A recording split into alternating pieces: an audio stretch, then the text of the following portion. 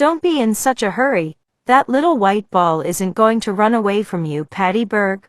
Calm, composure, collectedness, and cool are a few of the ingredients of a correct golf shot. Posture, positioning, preparation, and practice are some flavors that help in hitting a perfect one. Focusing on these elements has improved not only my golf game, but my performance in all areas of life. I am an amateur golfer, yet playing golf has matured me a lot in life. For me, walking for golf is an opportunity to be one with nature. I have learned so much about the world around me, such as the names of so many flowers, plants, birds, and other species. I have discovered my physical capabilities and limitations. I know my mind doesn't like to concentrate on one thing.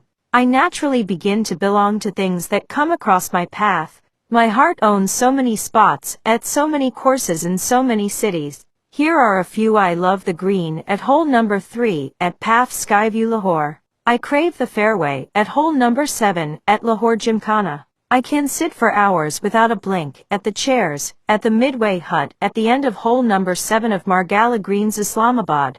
I love to play at Swansea Country Club in Massachusetts. The grand, distant looks of Manhattan from the veranda of New York Country Club, and the long, curvy lakeside fifth fairway of the LPGA International Hills course in Daytona, Florida, leave me stunned every time.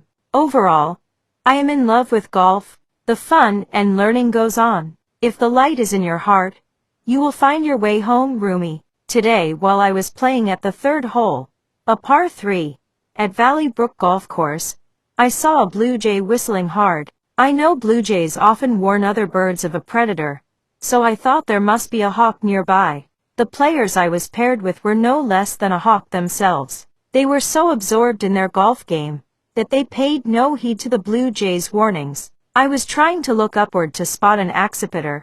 All of a sudden one of the golfers jumped, shouting, "Snake, snake." I stopped right there. I heard a movement in the cluster of fallen autumn leaves, but never saw a snake. I was wondering, how could there be a snake in New Jersey in November? Yet I was wondering if the blue jay's warning was for us and not for fellow birds. Later on at home I Googled, and found out that snakes could come out of their hibernation in above 60 degrees temperatures. Amazing!